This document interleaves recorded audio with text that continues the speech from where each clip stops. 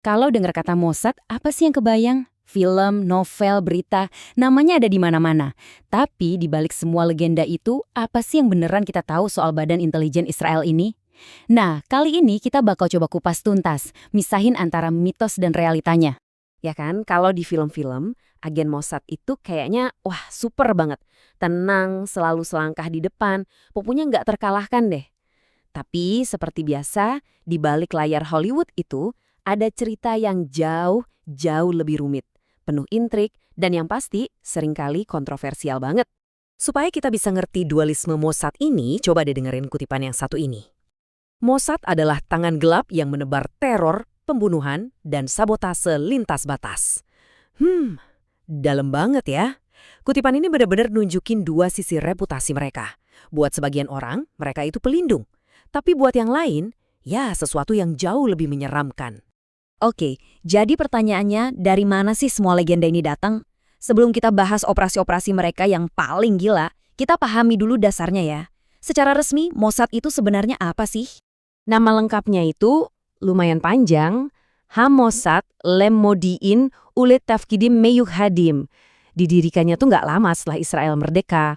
Tugas utamanya ya ngumpulin intelligence, kontraterorisme, sama jalanin operasi rahasia di luar Israel.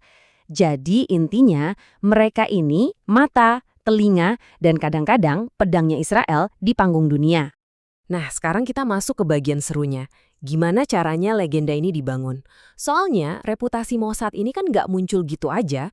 Reputasi ini ditempa lewat beberapa operasi paling nekat dalam sejarah spionase modern. Kita mulai dari yang paling ikonik ya, perburuan Adolf Eichmann. Dia ini kan salah satu arsitek utama Holocaust. Nah, setelah perang, Eichmann ini ngilang gitu aja. Butuh lebih dari 10 tahun buat Mossad ngelacak dia sampai ke Argentina. Dan di sanalah, tahun 1960, mereka ngelancarin salah satu misi penculikan paling berani yang pernah ada. Rencananya, jujur, ini kayak skrip film. Simple aja, 3 langkah. Temukan, tangkap, bawa pulang. Mereka berhasil nemuin Eichmann yang hidup pakai nama palsu, terus nyulik dia pas lagi pulang kerja. Dan bagian paling gilanya, dia dibius, didandanin kayak kru pesawat, terus diselundupin keluar Argentina. Serius, ini bukan fiksi loh, ini kejadian beneran. Ada lagi nih operasi legendaris lainnya, namanya Operasi Diamond. Waktu itu, pas puncak-puncaknya Perang Dingin, Israel pengen banget punya jet tempur Soviet yang paling canggih, MiG-21. Tapi bukannya pakai cara militer, Mossad main cantik. Mereka pakai cara spionase klasik. Nyari pilot Irak yang lagi nggak puas, namanya Munir Redfa, terus nawarin sesuatu yang nggak mungkin bisa dia tolak. Kemenangan strategis yang luar biasa, tanpa nembakin satu peluru pun. Cerdas. Tapi, di balik semua operasi cerdas ini, ada sisi lain yang jauh lebih kelam dari legenda Mossad. Reputasi mereka juga dibangun di atas operasi-operasi yang mematikan. Dan, ya, sangat-sangat kontroversial. Disinilah kita kenalan sama Kidon. Artinya, secara harfiah itu bayonet. Ini tuh unit super rahasia di dalam Mossad, yang misinya cuma satu, pembunuhan terarah. Anggotanya udah pasti agen-agen paling elit, seringnya diambil dari pasukan khusus. Merekalah ujung tombak dari operasi Mossad yang paling mematikan. Dan kalau kita bicara skalanya, wah ini gede banget. Menurut salah satu sumber, jurnalis Ronen Bergman, sejak tahun 1948, Mossad dan Badan Keamanan Israel lainnya itu udah ngelakuin setidaknya 2.700 operasi pembunuhan. Dengerin angkanya aja udah bikin merinding ya. Ini bukan sekedar statistik, ini bukti kebijakan yang udah jalan puluhan tahun. Contoh paling terkenalnya dari lisensi membunuh ini lahir dari sebuah tragedi, namanya Operasi Murka Tuhan. Ini terjadi setelah pembantaian 11 atlet Israel di Olimpiade Munich tahun 1972.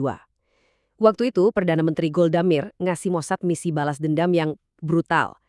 Selama bertahun-tahun, tim Kidon ini ngejar target ke seluruh Eropa. Mereka ngelakuin serangkaian pembunuhan di luar hukum, gak peduli lagi sama kedaulatan negara lain atau aturan internasional. Terus gimana soal mitos tak terkalahkan tadi? Ya, tentu aja itu cuma mitos. Sama kayak badan intelijen lainnya, Mossad juga punya catatan kegagalannya sendiri. Dan beberapa di antaranya itu cukup signifikan dan bahkan tragis.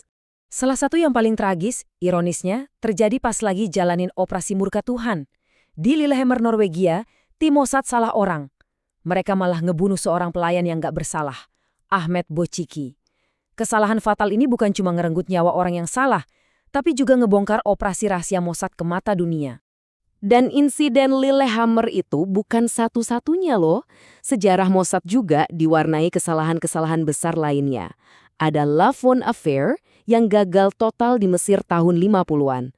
Terus skandal Pollard di tahun 80-an yang bikin hubungan krusial sama Amerika Serikat jadi berantakan. Bahkan ada insiden yang lumayan memalukan di mana agennya ketangkep basah lagi nyoba nyadap kedutaan Iran. Ini bukti nyata kalau di dunia spionase, bahkan yang katanya terbaik pun bisa banget bikin kesalahan. Jadi, apa kesimpulannya kalau kita gabungin semua ini? Keberhasilan yang super berani, tapi juga kegagalan yang fatal. Yang kita dapat adalah gambaran yang jauh lebih berwarna. Gambaran tentang sebuah agensi yang terus-menerus beradaptasi dengan dunia modern. Cara kerja Mossad itu udah berubah drastis loh. Kalau dulu mereka andelin agen di lapangan buat nyulik orang, kayak kasus Eichmann, sekarang mereka jadi pemain utama di perang abad ke-21. Coba aja lihat kasus Stuxnet.